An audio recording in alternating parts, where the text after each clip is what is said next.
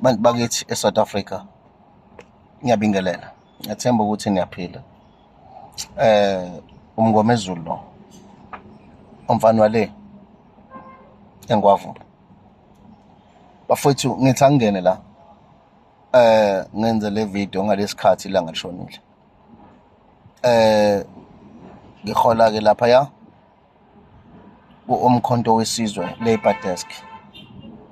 Ngisebenza ke on a national level yomkhonto wesizwe Labour Desk. Ngiyacela ke ngane zakwethu ukuthi siuhlabe sowulawule.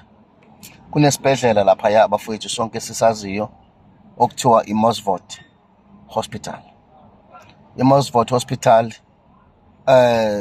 sesibonile abafowethu ba complaina siside kakhulu isikhathi abafowethu ba complaina ngaso lesi sibhedlela.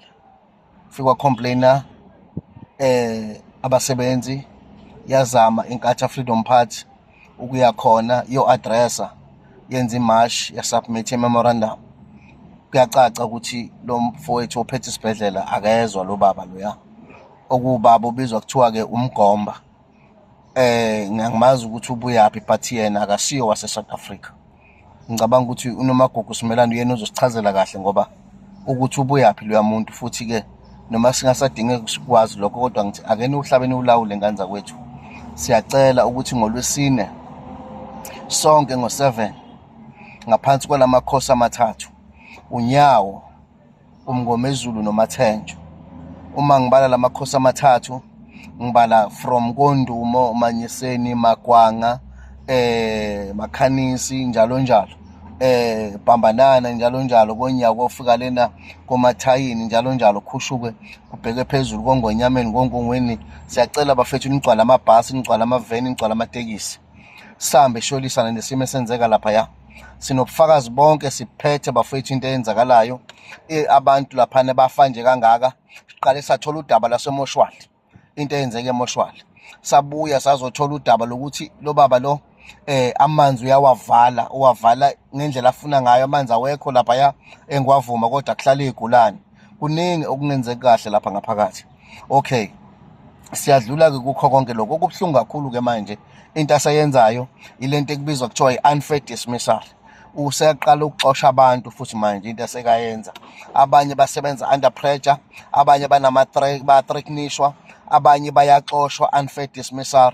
So ke akekho umuntu ozosilungisela bafowethu izwe lakithi. Angeke amakhosi asukuma yolwa nelokhuzana nomphathi wesibhedlela kodwa kufanele kusukume thina siyolwela amakhosi. Ngakusolela isizwe samakhosi ukukhombisa ukuthi siyayithanda izizwe zamakhosi akithi. Ngakho nabantu abakhona futhi abathanda baphelile abantu bakithi kulesa sibhedlela. Iphelile izingane, abanye abahlinzwa babe nemithungo, bayagula baze bashone imithungo yabenziwe ngendlela ongasiyona ngenxa yalo yamuntu olapha nesibhedlela.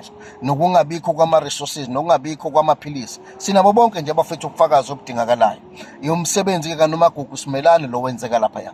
Ngakho ke ngihlabalela ikhwela ukuthi noma ngabe uyi-IFP, noma ngabe u-ANC, noma ngabe u-MK, noma ngabe u-NFP, noma ngabe u-DA, whatever lo oyiyona, sicela ukuthi ngalela langa zihlangane zonke lezi ikhipha siyothi ke bafowethu, siyothi akukhululwe abantu baseNgwavuma, siyothi akukhululwe abantu bakithi, siyothi Ngwavuma ingeyethu, siyathi we bring back our Ngwavuma. Siyothi ngoba manje Ngwavuma abafowethu kunabantu nje angeke ngikhulume into eyiningi kodwa khona ngiyacela ukuthi asilekelelane sihlabalela ikhwela ke njengo-MK Labour Desk ukuthi sameni bafethu siyolwa lesa simo esibhekane naso lapha ya eMosvot Hospital. NgoLwesine ngane zakwethu will be leading leya lokhuzana leya lokhuza sobe siyona lapha nomzabalazo bafethu sobe sibhekane nawo ngendlela isimanga. Sizokwenza konke okusemandleni ukuthi zonke izinto siyayilandela senza ngendlela okufanele. Kodwa njengamanje ngiyacela bafowethu